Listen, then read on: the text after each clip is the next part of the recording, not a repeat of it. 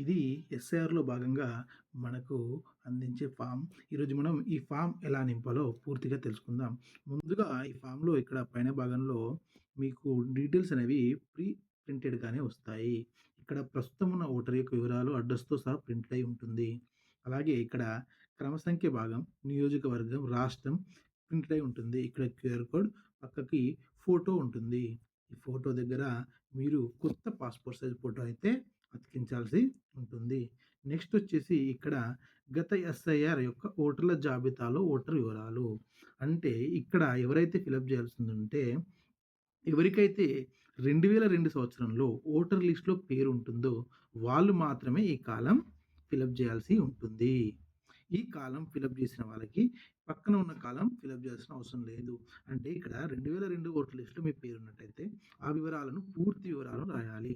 అప్పుడు మీరు ఏ రాష్ట్రంలో ఉన్నారు, ఏ జిల్లాలో ఉన్నారు, పూర్తి వివరాలు ఇక్కడ మనం పేర్కొనవలసి ఉంటుంది. ఒకవేళ 2002 లిస్ట్‌లో మీ ఓటర్ లిస్ట్‌లో పేరు గనక లేనట్టయితే ఇక్కడ తరువాతి కాలం కంపల్సరీగా నింపవలసి ఉంటుంది. ఆ కాలం ఏదంటే 2002 ఓటర్ లిస్ట్‌లో పేరు లేని వారు ఇక్కడ. ఇక్కడ మీరు ఆ 2002 ఓటర్ లిస్ట్‌లో ఉన్నవారి వివరాలు. అంటే వాళ్ళు మీకు ఏ విధమైన బంధువులు. మీ అమ్మ, నాన్న లేదా మీ తాతయ్య ఎవరైనా సరే ఆ బంధుత్వం అనేది ఎంటర్ చేసేయాల్సి ఉంటుంది. వారి పూర్తి పేరు, ఓటర్ గుర్తింపు కార్డ్ నంబరు, బంధువు పేరు, బంధుత్వము, జిల్లా, రాష్ట్రము. అలాగే జిల్లా అప్పుడు ఉన్న డీటెయిల్స్ ప్రకారమే రాయాల్సి ఉంటుంది. ప్రస్తుత ప్రకారం కాకుండా 2002 సంవత్సరంలో వారు ఏ జిల్లాకు చెందినవారో అది రాయాల్సి ఉంటుంది. అలాగే శాసనసభ నియోజకవర్గం కూడా అప్పటిదే రాయాల్సి ఉంటుంది. రాష్ట్రం వివరాలు కూడా ఆ రోజు ఉన్న వివరాలు మాత్రమే రాయాల్సి ఉంటుంది. ఈ ఒక్క విషయాన్ని మీరు జాగ్రత్తగా గమనించగలరు. తర్వాత వచ్చేసి మనకి ఇక్కడ మూడో కాలం. ఇక్కడ మూడో కాలం వచ్చేసి ప్రస్తుత వివరాలు. ఆధార్ కార్డ్‌లో ఉన్న విధంగా తప్పులు లేకుండా రాయాలి. ఇక్కడ మీ date of birth, Aadhaar number compulsory కాదు, ఆప్షనల్.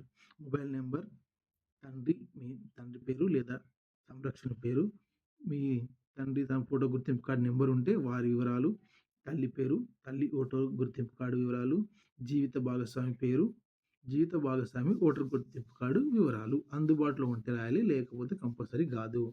కానీ ఎవరిదన్నా ఒకరిది కంపల్సరీ రాసుకుంటే మనకి ఈజీగా ఉంటుంది.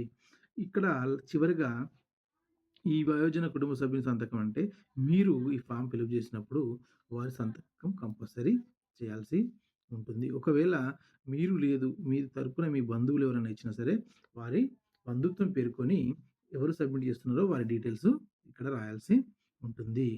ఈ వివరాలు ఫస్ట్‌గా ఒక జిరాక్స్ కాపీ తీసుకొని మీరు నింపుకొని, తర్వాత ఒరిజినల్ ఫామ్ నింపుకొని దాన్ని ఒక జిరాక్స్ దగ్గర పెట్టుకోవడం వల్ల మీకు భవిష్యత్తులో ఎలాంటి ఇబ్బందులు కలగకుండా ఉండడానికి అవకాశం ఉంటుంది. ఈ విధంగా ఎస్ఐఆర్ ఫామ్‌ని జాగ్రత్తగా ఫిలప్ చేయగలరు. మరొకసారి వివరాలు తెలియజేస్తున్నాను. మొదటి కాలం గుర్తుపెట్టుకోండి. ఇక్కడ 2002లో లిస్ట్‌లో పేరున్న వాళ్ళు మాత్రమే రాయాలి. ఇక్కడ కాలంలో 2002 ఓటర్ లిస్ట్‌లో పేరు లేనివారు, వారి బంధువుల పేరు ఎవరిది ఉందో అవి రాయాలి. బంధుత్వం అంటే తాత గాని, నాన్న, అమ్మ వివరాలు ఇక్కడ ఎంటర్ చేయాల్సి ఉంటుంది.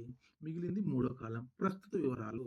ఇందులో మాత్రం మనం ప్రస్తుత వివరాలు ఖచ్చితంగా రాయాల్సి ఉంటుంది. ఈ విధంగా మీరు ఫామ్ ఫిలప్ చేసినట్టయితే మీ ఓటు హక్కు అనేది కోల్పోవడానికి అవకాశం లేదు. ఈ వీడియో గనక మీకు ఉపయోగపడినట్లయితే మన తెలుగు డిజిటల్ గురు ఛానల్‌ని సబ్స్క్రైబ్ చేయడం, లైక్ చేయడం, షేర్ చేయడం మర్చిపోవద్దు.